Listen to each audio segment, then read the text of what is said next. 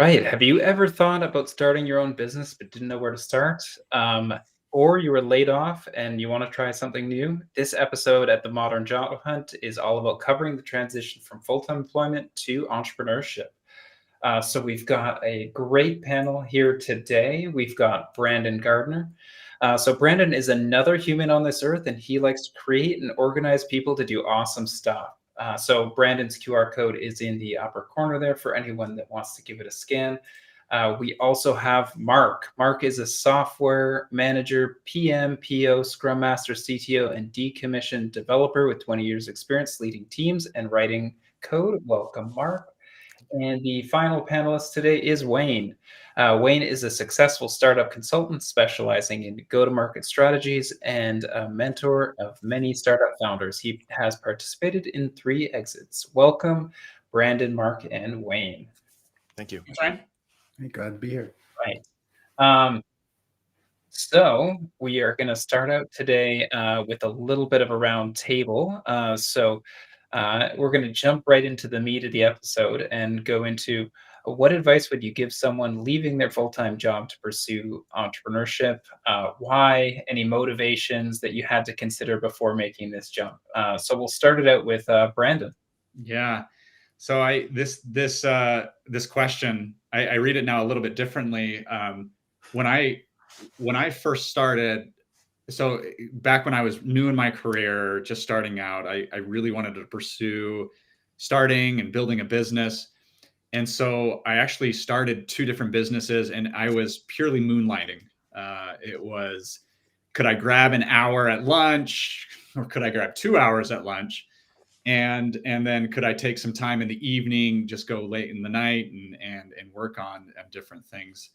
And I did this twice, unsuccessfully. Eventually those companies died. And actually for one of those companies, I actually came out to where I'm living now, to Salt Lake. I flew to see to raise some capital. I was talking with investors at the time, and I went and saw one of an entrepreneur, a successful entrepreneur, tech entrepreneur that was here in the Valley.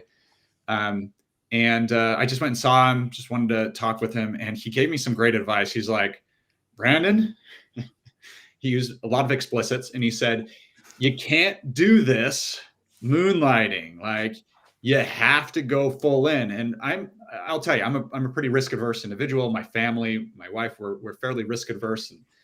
And like, I needed to hear that. And so at that point, I wasn't able to actually end up raising some capital. And so I just kept on working until 2022. And you have another question here later, is I was laid off. And then I was forced to say, well, I'm going to go full in to what I'm doing. And lo and behold, it's working out, at least a year and a half, going on 2 years later.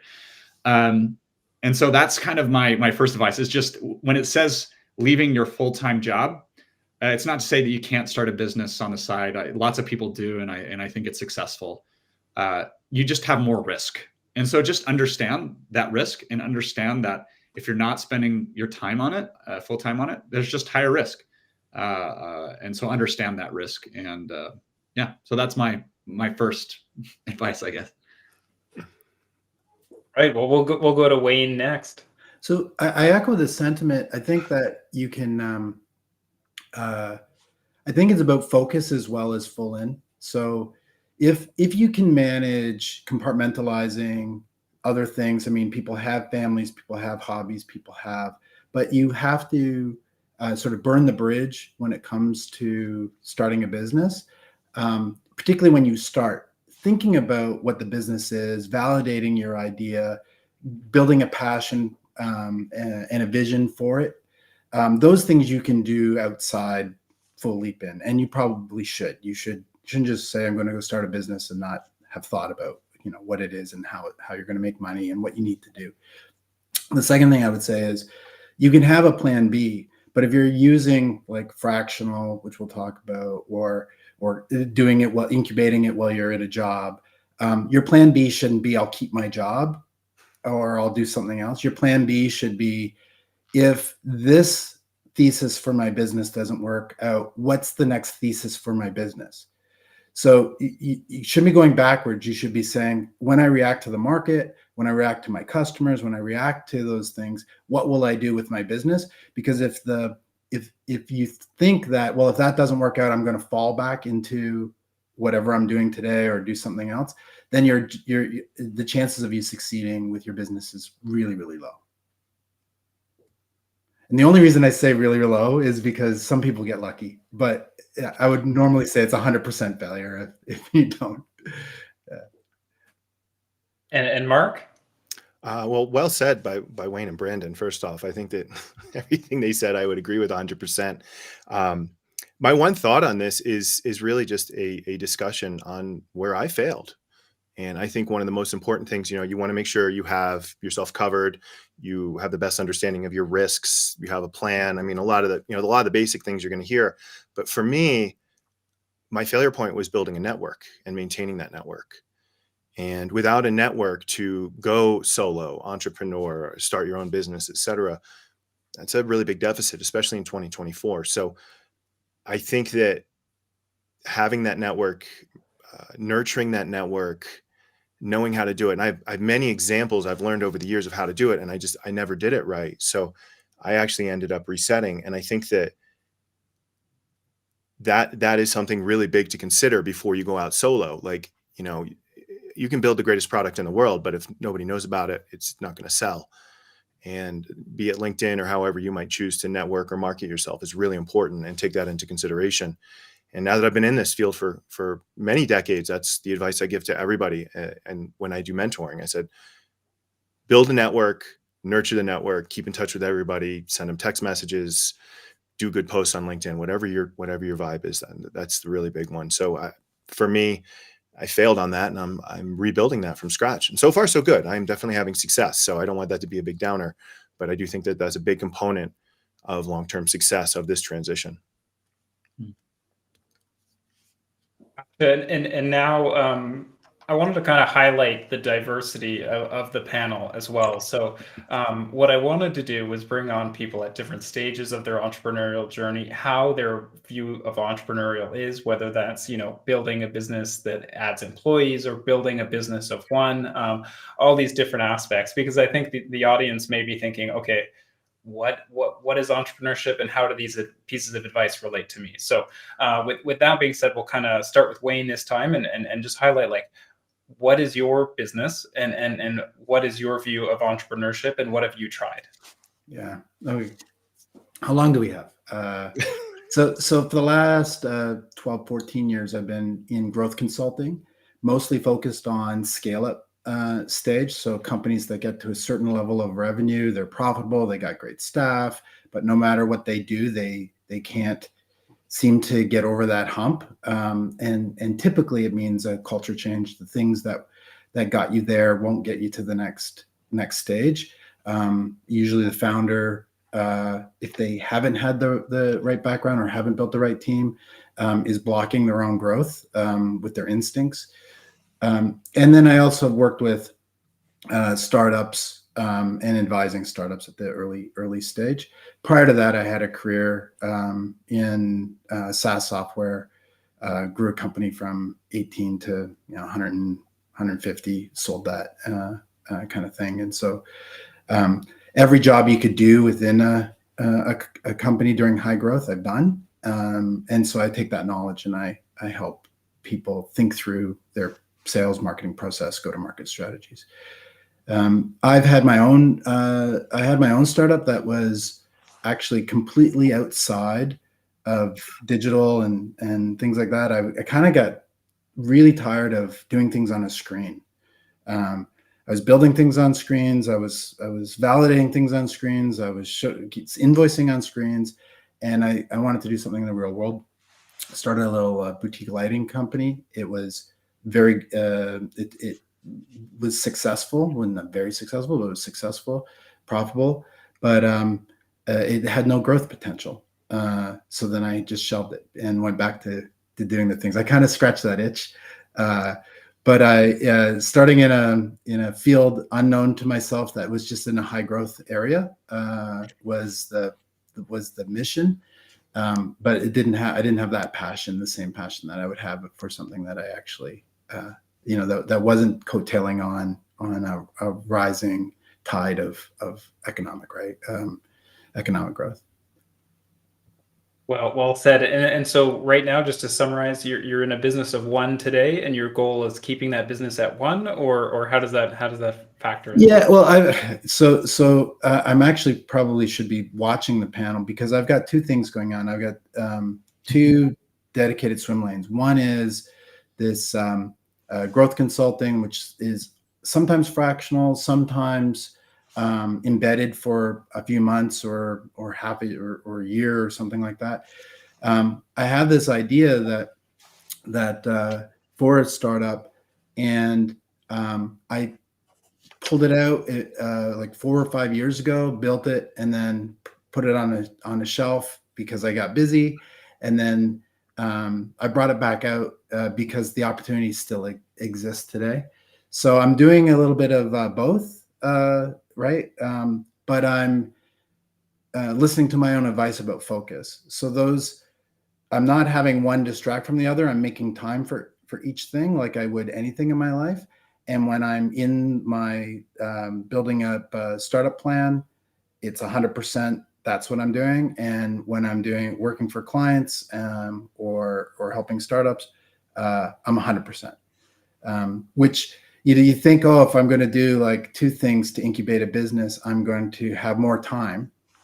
That's I think false. If you're going to do two things, you're going to need to provide twice as much time. Unless you're have a job where you can do it with your eyes closed, then I could see that opportunity. But in most cases, you have to be excellent at whatever you're doing, no matter if it's thinking entrepreneurship or if you're working for somebody else. Thanks, Wayne. And we'll go to Marc next, and maybe you can wrap in that kind of where you are today in your journey, how many employees, and where you want to get to. I'm a one of one, so it's just me right now.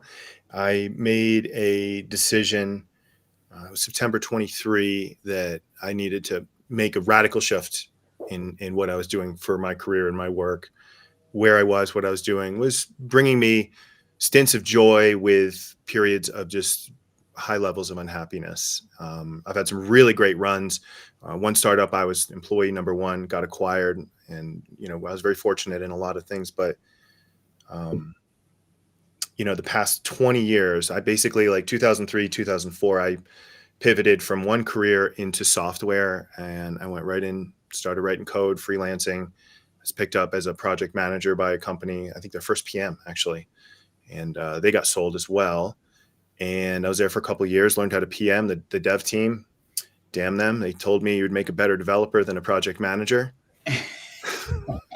So I've always coded my whole life. I go back 45 years on coding now, all the way back to a little kid.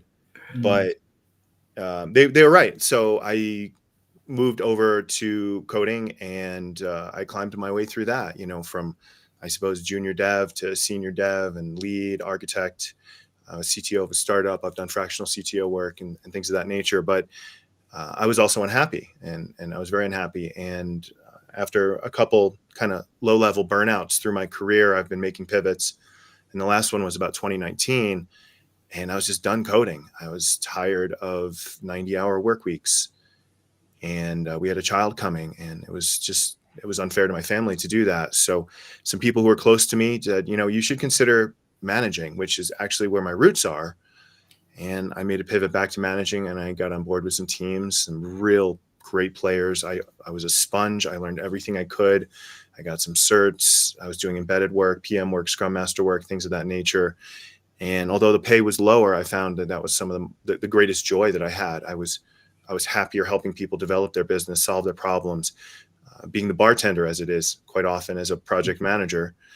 And that came to an end. I made a couple more pivots in sort of, career. And I've always been bouncing in between career stints and freelancing. And to be honest, never really taking either one of them serious enough. There's always another job as a developer. I think everybody in this panel recognizes that. So you can always move up. You can always find another 10 or 20% on your wage, but it wasn't bringing me happiness. So after the last startup I left, I said, this is it. I have to build my own business, and I'm following a little bit more of a consultancy model. And, I suppose you could fit me into any number of fractional type of positions, but I'm not a title guy. I'm a worker. I'm going to get it done. I know how to wear a lot of different hats from my experience. And, even before software, I was doing sales and leading sales teams in some interesting markets. So it's actually my third career that I've had. And it just dawned on me that I have a lot of experience and a lot to offer, considering how many CTOs really listened to what I was saying and took my advice. And I got a business coach and a lot of other help, and formulated a new business plan, identified some markets to go after. I've been testing those markets, building my network, obviously, and doing everything possible to start capitalizing on all the skills that I can bring to the table for people, and how I can solve their problems in software. And I mean, the full software lifecycle. I've gone from sales to architect to maintenance. I've been the guy who took care of all the sites when nobody else wanted to. So I feel like that broad breadth of experience, coupled with about 1 million lines of code underneath it, is something that has a lot of value. So I'm learning how to market and find those people that are going to be partners with me, be it a business that needs somebody in maybe a fractional PM sense, or somebody who needs a little bit longer term engagement, something that's a little more embedded. But I'm open to really any opportunity, as long as I like the people I'm working for in the project. And so I take a very peaceful, sort of humble path, or at least I try to, in this. And that's where I am right now. Yeah, thanks, Mark. And I think what I love bringing up in this show is probably half advice and half human stories and motivations. And I think what I never realized going to business school is there's a whole lot about understanding yourself and your motivations and your drive, which I think most people don't learn until way later in life. So with that said, I'll pass it to Brandon. Yeah. Wayne, loved hearing the story. All those different businesses you started and going through, and it's fantastic. This is, by the way, for everyone listening, this is the first time we've all really met too, beyond just stalking each other on LinkedIn. Who am I going to be talking with? So, and Mark, you are super valuable. Gosh, we should build some software together. I've been in software for a long time as well. So Ryan, the company we're at, what we're doing, and then how we got here, was that kind of the kind of the gist of it? Yeah. So Sembrar started this company a year and a half ago. I've been in product management for 15 years. Let me just tell you quickly what the company does, and then I'll go back to the story a little bit, tell a little bit about the story. We help founders and product leaders at companies that are zero revenue up to about 20 million or so, 10 employees up to 200 employees. We help product leaders and founders flex their product management capacity when they're stretched too thin, need more capacity to work on different projects. And we have highly experienced fractional product managers that will come in and work for companies, tech companies, SaaS particularly. We focus very much on the finance space or fintech space, but we've worked with lots of different marketplaces and such. So it's a little bit about Sembrar. Got started here. I am more of the. I wasn't planning on starting a company. Got let go from my company. Sick and tired of the technology, of the tech scene. Wanted more control. Wanted more control over the career and where things were going. So at that point, I think I submitted resumes for maybe a week and said, I'm starting. I said, I'm going to do something else. And I was actually going to go out and buy a business. I was looking at buying a home services business, looking at buying, so all these different businesses. I looked at 50 different businesses, had an offer in on one, actually. It fell through. And by that time, I had 4 different clients I was working with as a fractional product manager. Actually, then I was calling it consultant. I was consulting them, but I was working 10, 15 hours a week, helping them out, building out their product, adding value to their business. But I wanted to run a business. I didn't want to be an individual consultant. So I started the agency side of it. So I started bringing on fractional product managers. At that point, kind of put away the starting a service or building a service, buying a services business, and came to the point now where 5 different product managers, or I've worked with 7 different product managers, 5 currently, 1 different designers, hopefully going to be 2 here very shortly. So now we're not only doing product, we're also doing design. but we focus really on the product side of fractional PM, and Sombrar is the agency of that, handling the contracting, the customer relationships, the invoicing, all of the finance stuff, and finding the business, doing the sales, and all of that. So that's how I got here. And I don't consider myself an entrepreneur. I was chasing that for way too long. I just want to build business and have fun doing it. And yeah, That's an entrepreneur, by the way. Just and that's what I hear. And I just it's a different topic. I'm no longer chasing that title, to Marc's point. I'm just doing what I enjoy to do. So, and Ryan, there's something you said just prior to that, which was like knowing yourself. And often the entrepreneurial journey is one of having to come to terms with who you are. And what I've seen a real struggle where number twos in other companies, so they're part of a startup and they were number two, they got it done, right? And so they feel like, why I should be able to do this on my own, right? Like I did it all already once. I was really instrumental. I have all the skills. I saved the account, right? This kind of stuff.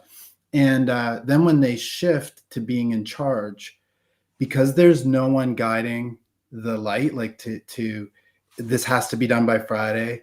We have to save this client. You have to be number one and number two in your head. Like the worst boss you'll ever have is yourself when you're an entrepreneur, because there's no taking the weekend off if you need to do something. You have no one else besides yourself, maybe a client, but no one else besides yourself to guide.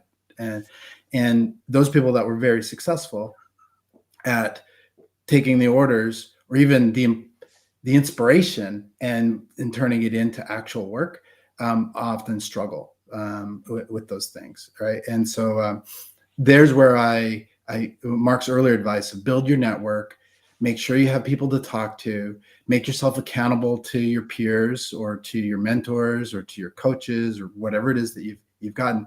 And particularly if you've been a great number two, you're going to need that influence until you build up your character to take the lead on the business yourself.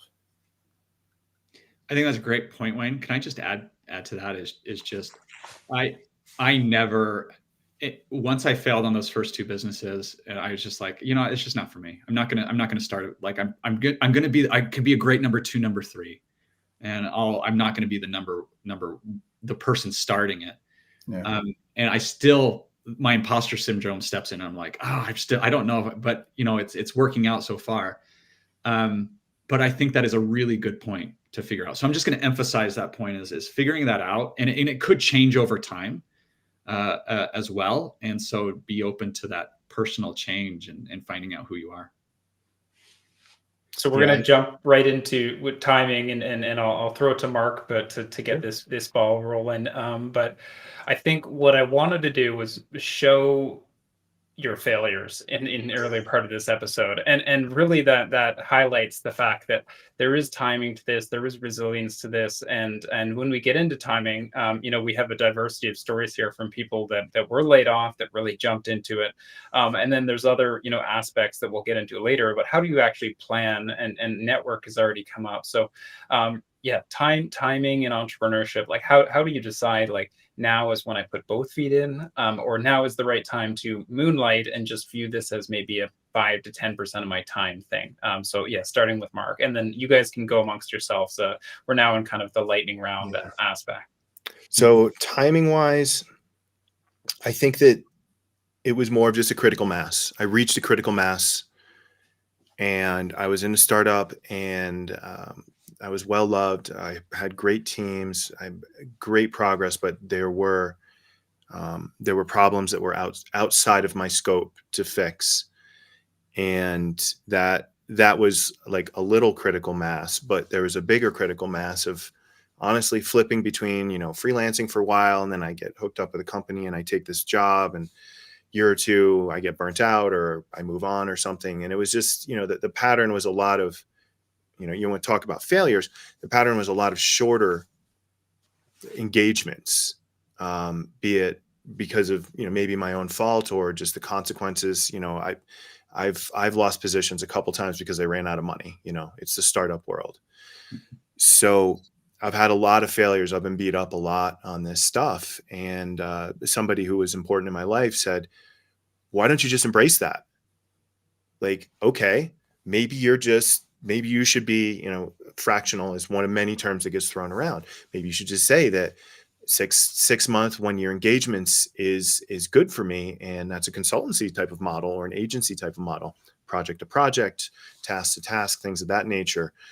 And all of it came together. I had a couple, really heart to heart conversations with contemporaries and bosses and mentors and things of that nature. And I think it's just the best choice for me, even though it's not in my nature. I am not naturally an entrepreneur. I am actually a wingman more than anything else.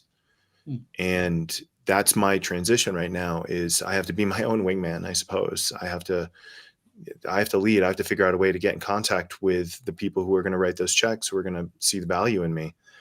So, in my case, I do believe that it was just a long time coming, and I had a lot of blockers in my own life that said they were getting in the way of me making this change. Some of it was, even internal in our family and the relationship I have with my wife, and having the flexibility to build that foundation, to plant those seeds, as I talk about.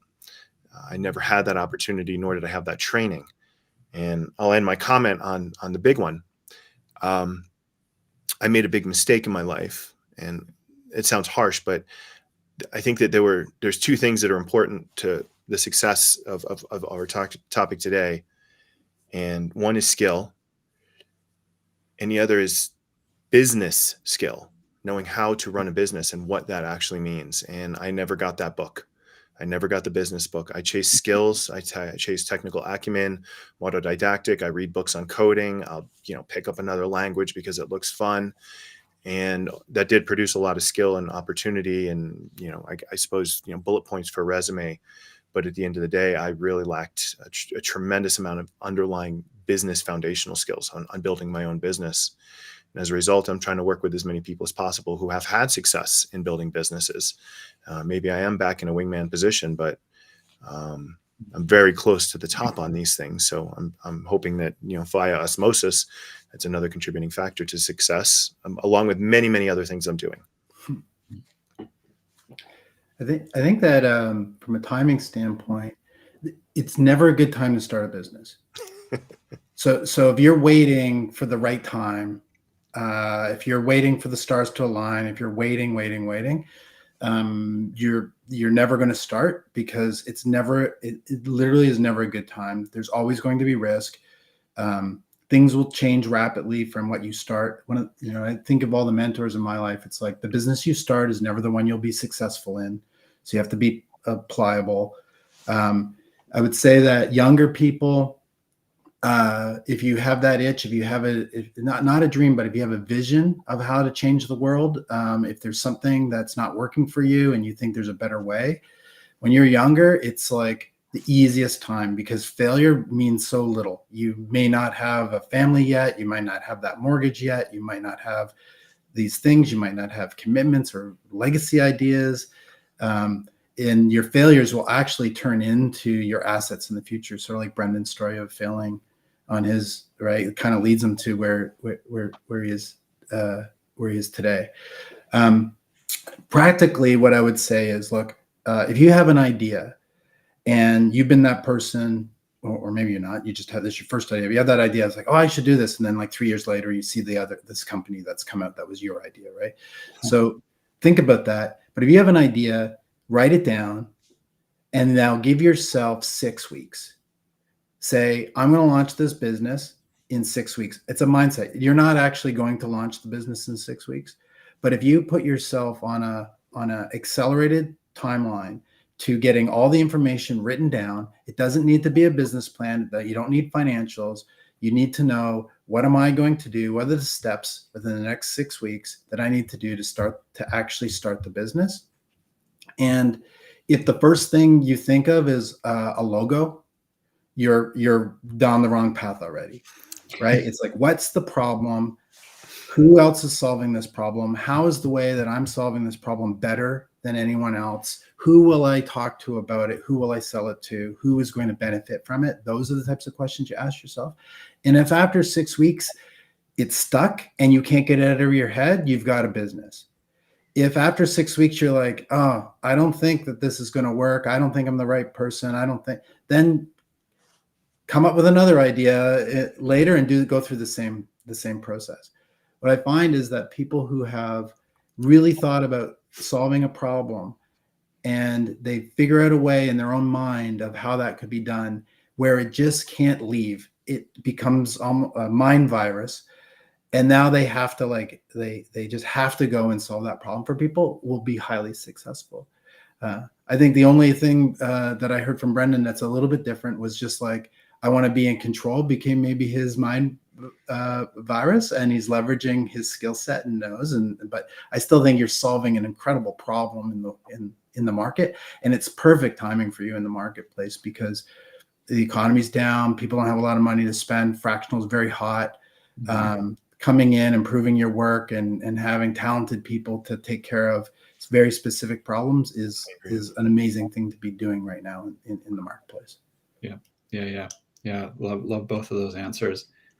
I think the thing I might add to it is I think the hard truth is that there's not a clear answer. There's never a clear answer. So this is a personal answer that each person has to make for themselves. I agree that there is no right timing. In my experience, when I was early trying to start some of these businesses, I've had dreams of businesses. I remember back when I was 16, I tried to sell something to my employer, like gift cards. Like it was just this business. Actually, before that, I was painting decks. Like I really wanted to paint decks. I had this like just drive to go and do that. I'd stay late up at night thinking about these things. So I think Wayne's his advice is really good there. It's just like, think about these things and then try to do something about them. If you don't, but write it down. Write it down. Write it down. Yeah. But for me, like early on when I was trying to start these businesses, it had a big wear on my personal life and on my family. I had 2 kids during the time, and it actually wasn't the right time. Like it wasn't a good time. Fortunately, I prioritized my family over my passions. And I lost the drive. Well, I didn't lose the drive. I actually put it somewhere else. I started a nonprofit called Product Hive. If you ever want to look at Product Hive, producthive.org, which grew really big, but it was a side project, really fun, really passionate about the product management community. So that was my outlet. And I thought, I'm going to be the wingman for the rest of my life. And I was okay with that. But I always had I think probably in the back of my head, if it ever comes about, like if the timing does come about, I'm going to do it. And call it fate, call it divine intervention, whatever. It was just like, no, we're going to fire you from this job and help you get into the next thing. And I'm very grateful for however that timing did work out. And somehow that it did, or it is. But I don't know what the next year or two look like. And I'm just going to keep that wide open with my eyes. It's just like, all right, well, build on the confidence so far, keep on going, and leverage some of that passion that I have. And fortunately it's working out right now, and it's good for the family too. So it does feel a little bit like the timing is right. Whatever that's worth, Wayne. I'm not trying to disagree. But no, I love it. I have a question for you. Yeah. If you were in that situation of starting the business with a passion, well, with the small children family issue, now that you know, you claim it's like it was the wrong time because that was the outcome, right? Like, but now that you know that, would there be a way, like, let's say someone does have a passion and they do have a family, and what conversation would you have with your family before you went down that path, now that you know the pressure and the impact of that? Gosh, this is a deep question. I want to answer it slowly because I don't want to take up all the time. Let me answer how I don't know if this is the question you're answering or asked, because there was a lot tied up into that. But it was an intentional decision between my wife and I, essentially. Same here. Of saying it's the right time. Was this an easy decision in 2022? This was not an easy decision. She was nervous. I was not as nervous, but nervous because I was, well, like I have a runway. I did have a personal bank runway that I could spend on it. And but it was an intentional decision between both of us, and we said, all right, we're in this together. I'm a person, going back to my introduction, I try to prioritize people over maybe profits or things like that. Obviously my wife and my family mean a lot more to me than all of that. So anyway. I've seen things where it's like you have to treat your family like a partner in the business, and that's really hard. Yeah. Getting a business coach or an entrepreneur coach and having that conversation and putting in the support mechanisms for your family so that they have someone to talk to when they're feeling insecure about you, right? And things like that. Though that can go a long way. I mean, it's not like you said, it's all different for each person and depending on how secure you already are before you start.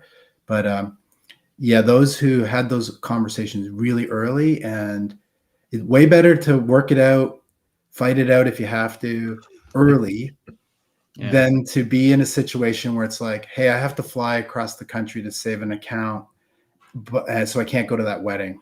Like, that's like, I've had that. Yeah, that's the worst time to have the fight, right? Yeah, one quick comment I just wanted to make, kind of maybe jumping off of Wayne's, and I think Brandon was there too. I'm in a really weird position.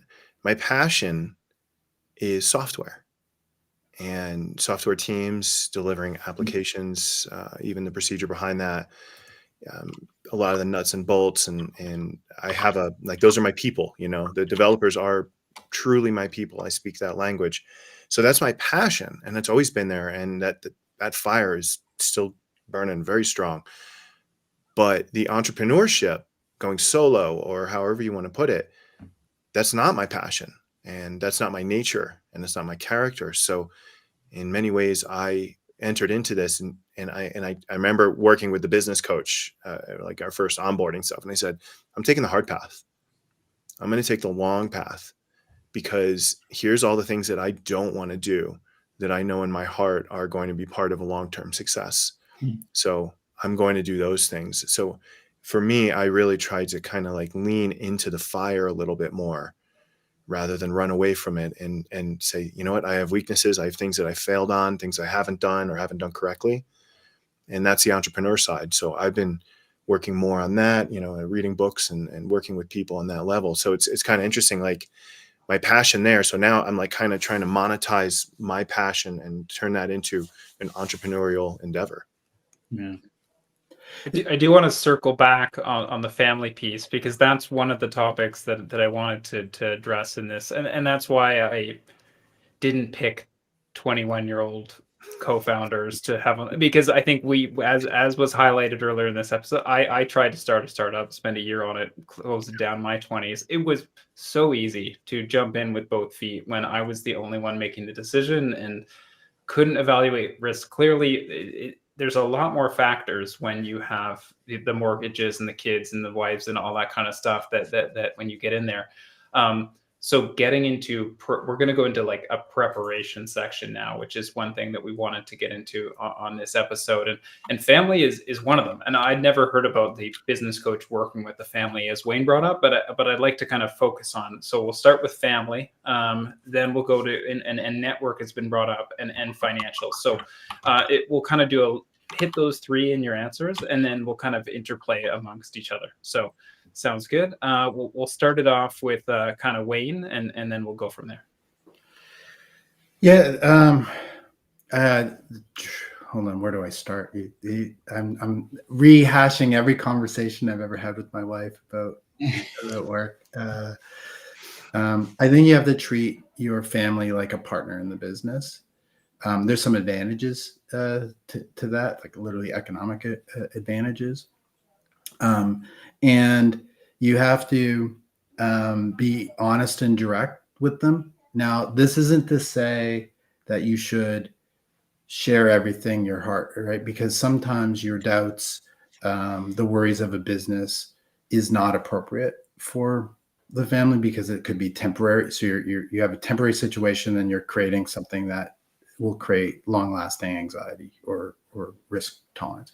That's why you have peers. I don't think everyone needs a coach, but you definitely need peers. You need other people who are entrepreneurs, who are doing these things, so that you can share, even outside your immediate network, who you can share things with to get it out, get some advice that maybe you wouldn't be appropriate to share with your family. But I truly believe that, like, if you're doing this in spite of, or if you're doing this because you're going to go do something off and then come back with the rewards later for your family, that's probably not going to work out for you in the long run. Mm-hmm. Yeah, I guess I'll just say that my my family was a big part of this. I'm married, one child, and child not old enough to understand any of this stuff. So it was between me and my wife. And I've helped so many people build businesses, seriously, and been, that support, that guy who gets the call at 4 a.m. in the morning to take care of the problem, and I think that my wife saw how hard I work for people. She saw where I was getting joy, and she was a really big part and just pushing me into this. And we do have the financial security to provide me a runway to build this up and to start going places. And we live a very, we're very fortunate, and we live a slim life and a zero debt life. So, there's a lot of things that, yes, there's a mortgage, but we're really lightweight, just like in so many ways. So making a pivot and taking that risk, I think that opportunity was there a lot more for me than maybe others. And I'm very fortunate. I'm very thankful for everything that I have. And, it was 10, 12 years ago, I nudged my wife. I was like, I think you got something here. Why don't you try, XYZ? And then XYZ worked out really good. And here we are 10 years later, and I'm still involved with her business. I take care of a couple aspects of it, but she came from an entrepreneurial family. So I kind of, I don't know. I'm very fortunate that I have her on my side, and that I have somebody who grew up. Her father was an entrepreneur, ran many successful businesses. I never saw that. My father was a employee for the federal government for 30, almost 40 years. Mm-hmm. And I have absolutely no tools for being an entrepreneur. I think I do, but in reality, you do. You're Yeah. a self-learner. Yeah. You've got passion. You care about your work. You care about your people. That's the reason to be an entrepreneur. Yeah. Right? And it was a long, hard conversation. And I think the biggest hurdle for me, and this is more like in my psychology, was getting that business coach and admitting that I do not have those answers. Yeah. And so much of my career, I've always been able to figure it out. I've always been able to, kick it over the line if I'm not, running over that line. But what I needed and how to think as a business person, as even a business of one, that business coach, that initial, like, whoa, boy, was there a lot of stuff I was wrong about, and the humbling nature of the transition for me was just overwhelming. And I try to carry that with me. I'm ready to work 150%, kick some butt. I can be a pit bull if you need me. But at the end of the day, I kind of was put in my place. And I use that as motivation to move forward, knowing that, I can do better. I can learn more. I don't know everything. And that's part of my growth pattern. That's part of my plan. Yeah. I love learning from Wayne, the network. I think that is fantastic. And I think Marc hit really well on the financial side of it. So I won't cover those. Just, I think that was great advice. Particularly if you have a family, being just ready financially for at least having some runway. I don't think it's good advice to, well, some might disagree with me. I personally don't think it's good advice to dip into too much of your retirement savings or things like that. Keep that separate. It's your retirement. Like, maybe slim it down. I did. I had to slim down how much I was saving, but slimmed it down. Didn't get rid of it. Slimmed it down. And that was probably the hardest thing. I'll move towards maybe the preparing yourself mentally for it. How to prepare yourself mentally for it. Prepare those maybe around you. Someone was mentioning that earlier. If you're getting on a flight, across the country, it's, prepare yourself, prepare your family mentally. and embrace, I would say, just embrace the craziness and the hard. Yeah. And I remember I was going to land my first client that I wasn't going to be working on it. So this was like a few months in, where I no longer was going to be the product manager, the fractional product manager. I was going to have someone outside of me do the product management for the first time. And we got to the closing of that. And I had sent him the contract work, had my partner PM all set up, money was ready, and then everything went blank. Like, hey, where are you? Where are you? Like, are we going to sign this? And then he gave me a call, and I see the call come in, and the call comes in, and he's like, "Oh, Brandon, I got some bad news." So after, I'm like, "Hey, I get it. I understand funding didn't come through." But I laid on the floor and cried for a little bit because I'd worked so hard for that thing.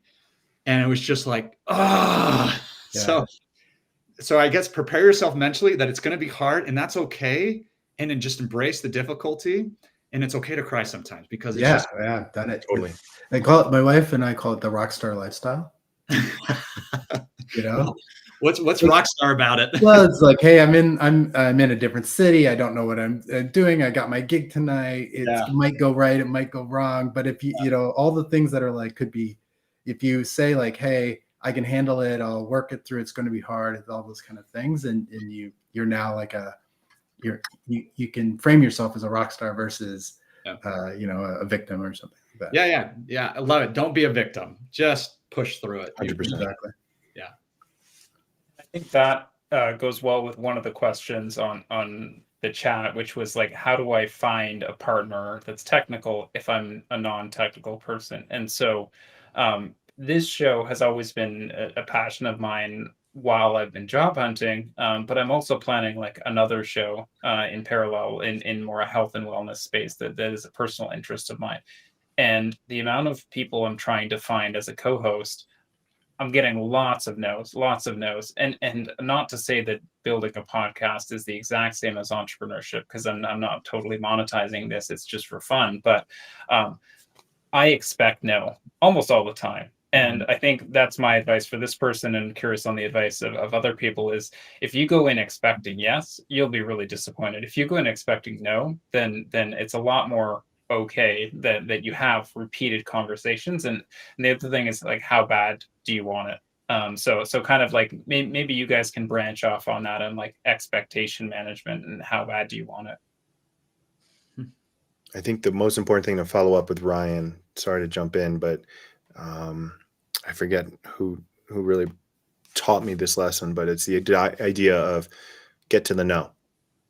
Mm-hmm. Let's just get to the no.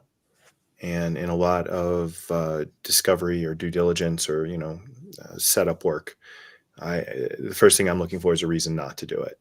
And it's not out of cowardice. It's not, a bad attitude. It's like, are there any reasons it's just going to make this a bad engagement for me? And can I pick up on those? Is there something in the conversation that we, don't string me along, just say no, let me move on, Mm-hmm. And I think getting to that no is part of that headspace as well. It's just like, let's get to the no. And if you don't get to the no, that's great. And that also, as you kind of mentioned, going in with the no mindset, then you're not disappointed as much. So I think that's why I brought it up. I felt like it coupled well with that. I'm the opposite. I want to get to the yes. Let's go. Oh, yes. Right? So I do want to get to the yes. Don't. I'm not denying that. So my advice to anyone seeking a partner, if you're a tech lead looking for marketing, sales, CEO type, and if you're someone with an idea and you need someone to build things, is know that the first version isn't the version that's going to be successful, and hire somebody. And if you can't afford to hire somebody, you're probably not in a position to have a partner, because no great tech lead, CTO type, unless they're Mark, who just happened to be available right now, will think about, hey, I'm going to go support someone else's idea for nothing, for maybe percentage, but for no money, when I can make $200,000 a year doing what I do or whatever it is. So you can build a committee of seasoned CTO types, system architectures, go out and say, hey, I'd love you to be on my hiring committee to help me pick someone to build this for me. And then if that person has a passion after they built it, then they might be a candidate for the business. But I wouldn't go seeking a tech partner as one of your first things to do. I would get the business right, network with the right people. I mean, get your ideas right. You can do a lot of stuff on your own, not development, but as far as design, UX, testing, there's lots of tools for that. And then if it's validated there, you just hire someone to get you to minimum viable. And then after that, it'll be a lot easier to find a partner because they'll have seen the product. Ryan, did you want to move on, or?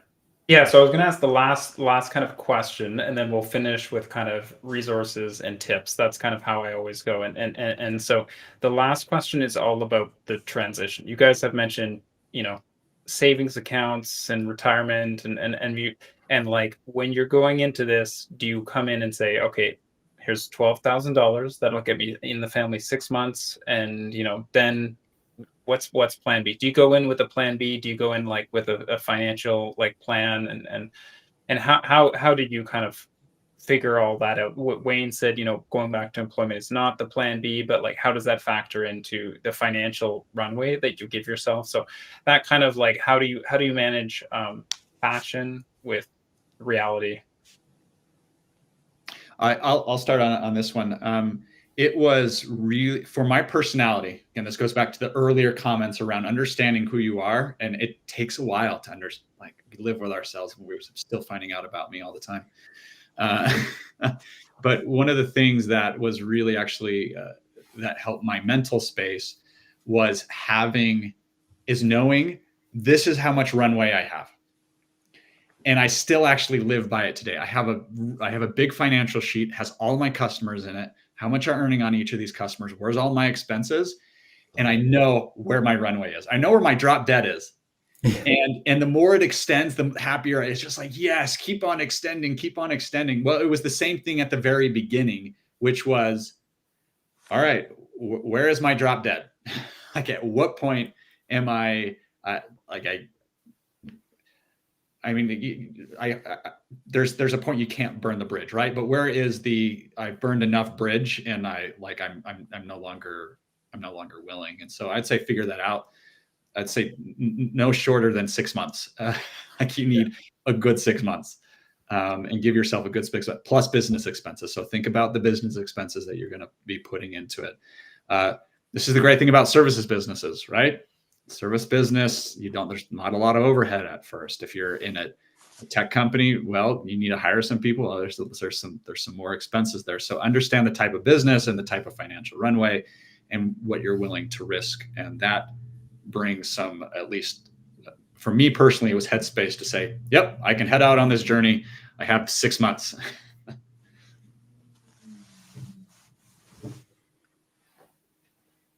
Well, Anyone else want to top up? We've always been a double income household. So, there's downtimes between me and my wife and what we do for business. So,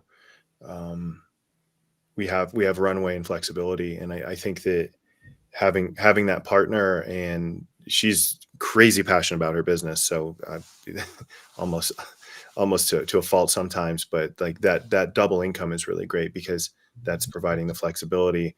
That means that I don't necessarily have to dip into any savings or go into debt or anything like that. And of course, I'm more services-based consultancy, borderline agency style model. So overhead is kept in check a lot too. So there's a lot of considerations in the financials here. And I think that I heard some people talking recently that, boy, I wish I could remember who it was, but they said most of the most successful businesses are for people 40 and over, like the true successful businesses. Startups and getting handed a big check and riding that wave, it's a kind of a different scenario altogether. But building a business, laying that brick by brick, day to day, it seems that it's not until you're 40 plus that you have your legs under you enough. And I'm starting to feel that myself here. And I think that that's a big part of the runway too. Brandon, I love your answer, because I think when most people think about runway, they think about how much can I spend over the next 6 months before I say quit, right? Like it's it's a trickle of funds.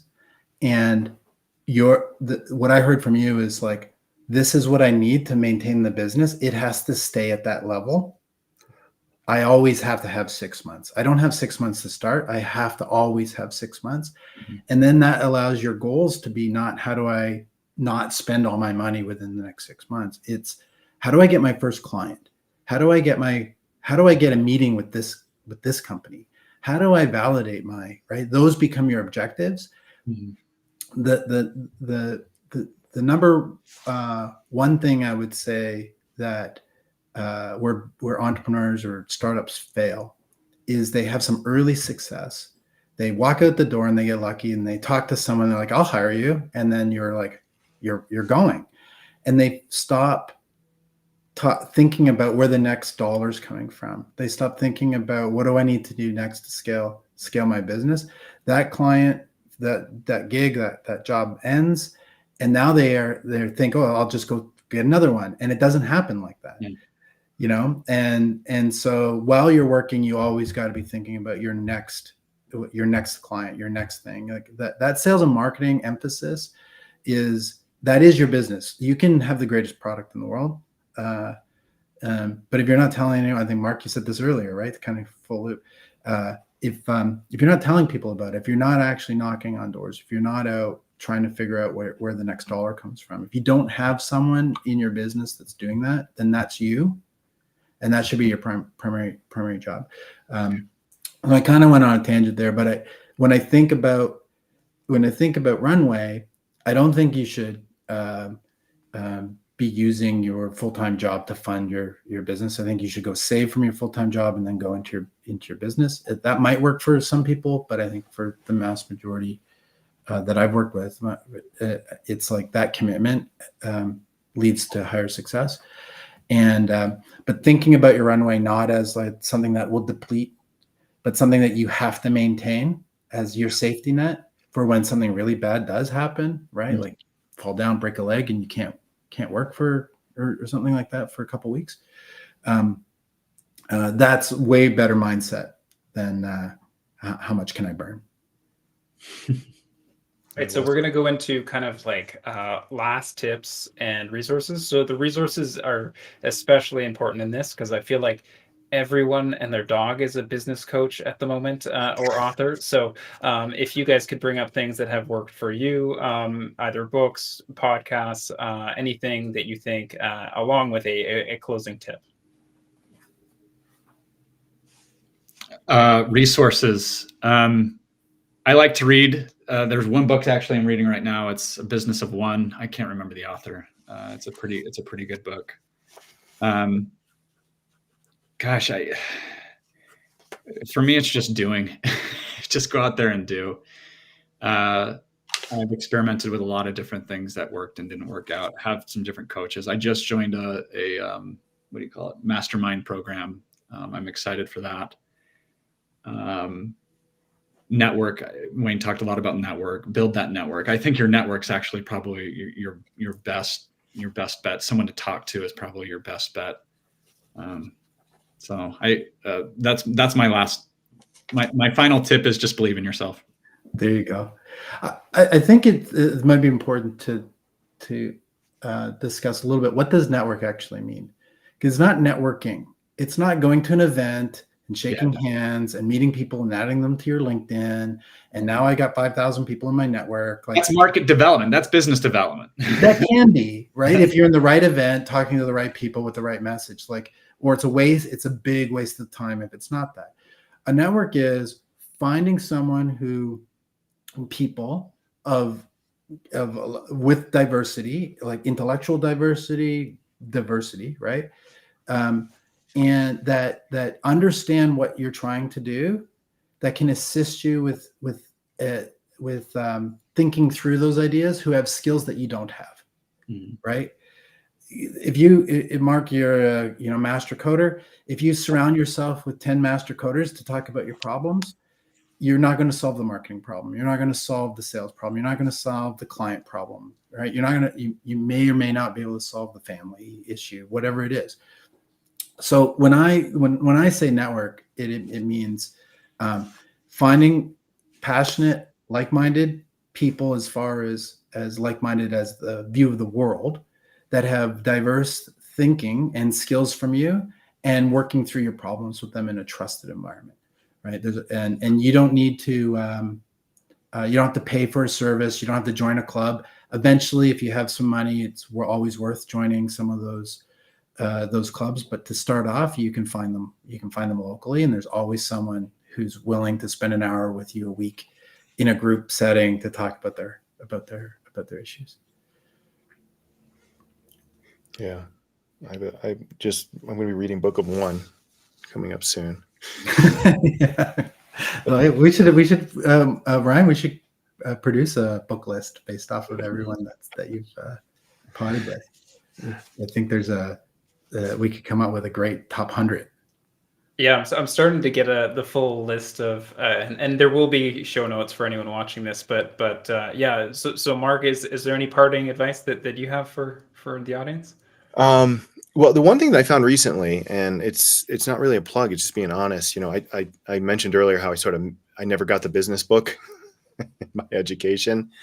I ran across this individual named Patrick Bet-David. He's with Valuetainment, quite successful in the insurance business.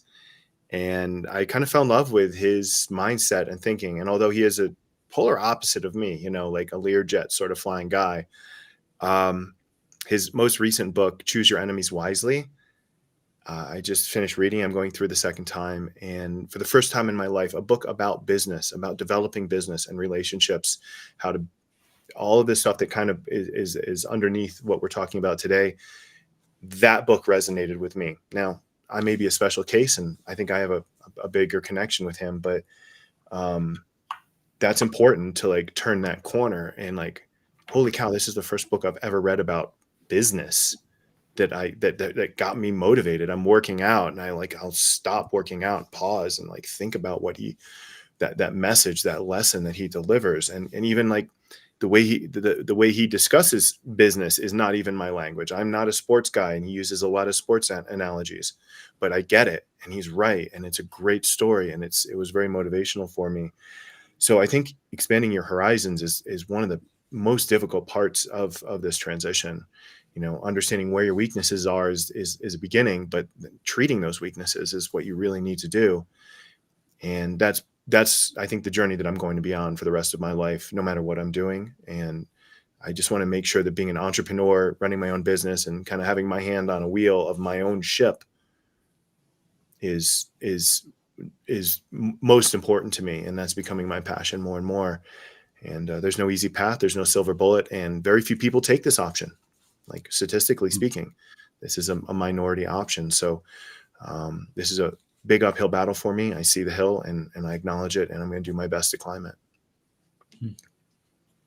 All right. Well, yeah. Now, as we wrap up, thanks everyone. Thanks Mark. Thanks Wayne, and thanks Brandon. For anyone looking to kind of follow other episodes of the show, most of the content is on YouTube, and also have some episodes on Spotify and Amazon Music and Apple. I'll get this one up as I kind of catch up on my backlog.